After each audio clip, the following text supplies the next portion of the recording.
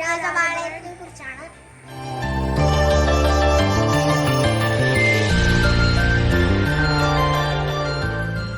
ഇതിന് തമിഴ്നാട്ടിലെ വിരുദനഗർ എന്ന് പറയുന്ന സ്ഥലത്ത് രാജപാളയം എന്ന സ്ഥലത്താണ് ഇതിൻ്റെ ജന്മദേശം. ഇത് ഏകദേശം 4 മാസമായ രാജപാളയം ഡോഗാണ്. ഈ രാജപാളയം ഡോഗിനെ വാങ്ങിക്കുമ്പോൾ ശ്രദ്ധിക്കേണ്ടത് എന്തൊക്കെയാണെന്ന് വെച്ച് കഴിഞ്ഞാൽ, ഈ രാജപാളയം ഡോഗ് വൈറ്റ്, ബ്രൗൺ എന്നീ നിറങ്ങളിലാണ് കാണാറുള്ളത്. പിങ്ക് കളറിൽ കാണാനാണ് ഭംഗിയുള്ളത്. ഇപ്പോൾ എൻ്റെ അടുത്ത് നിൽക്കുന്നത് പിങ്ക് കളറുള്ള രാജപാളയം ഡോഗാണ്.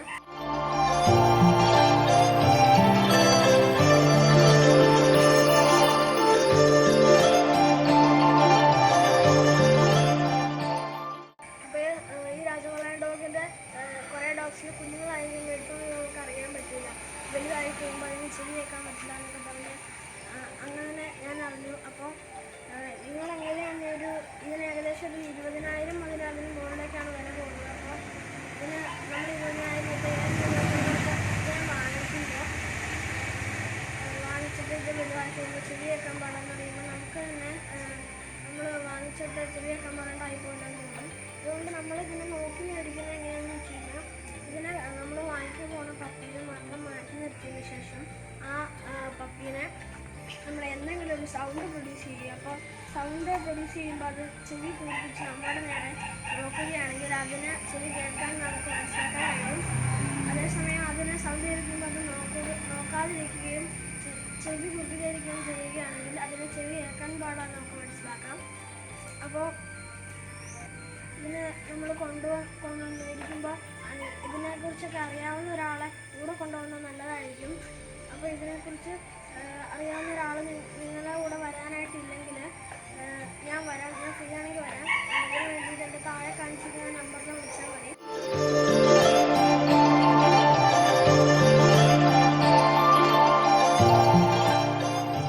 അപ്പോൾ രാജപാളയം ഡോഗിന് 2 മാസത്തിന് വാങ്ങിക്കുമ്പോൾ ഫുഡ് എന്ന് പറയുകയാണെങ്കിൽ ഇതിന് പാലിൻ്റെ ബ്രെഡ്, റസ്ക് എന്നിവ നമുക്ക് കുറുക്കി കൊടുക്കാം.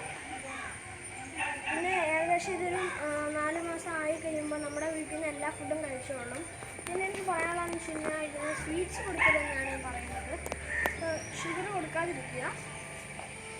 അപ്പോൾ ഇതിന് പരിശീലിപ്പിക്കാൻ വലിയ പാടും മെനക്കപ്പെട്ട നായകനല്ല ഇത് പരിശീലിപ്പിക്കുമ്പോൾ ഇതിൽ യജമാനൻ തന്നെ പരിശീലിപ്പിക്കുന്നതാണ് നല്ലത്.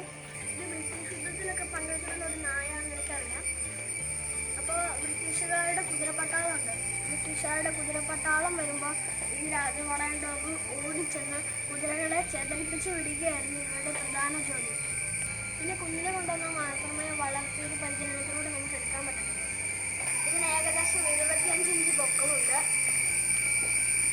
25 ഇഞ്ച് പൊക്കവും ഇതിന് നിങ്ങൾക്ക് കണ്ടറിയാം വണ്ണം കുറവായതുകൊണ്ടും ഇതിന് 1 മണിക്കൂറിൽ 60 കിലോമീറ്റർ സ്പീഡിൽ ഇതിന് ഓടാൻ കഴിയും.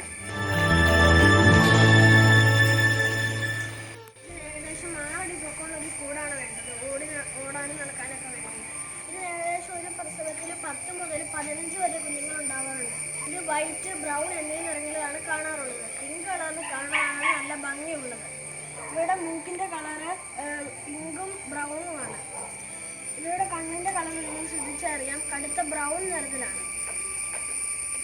ഞാൻ അക്കയുടെ ഫ്രണ്ടിൻ്റെ വീട്ടിലെ പപ്പിയാണ്. ശിവൻ ചേട്ടൻ്റെയും ജുവാൻ ചേട്ടൻ്റെയും ഡോഗാണ്. അപ്പോൾ നമ്മൾ രാജപാളയത്തിനെ കുറിച്ച് കുറച്ച് കാര്യങ്ങളൊക്കെ അറിയും. ഇനി അടുത്ത വീഡിയോ വരുന്നവരെ ഗുഡ് ബൈ.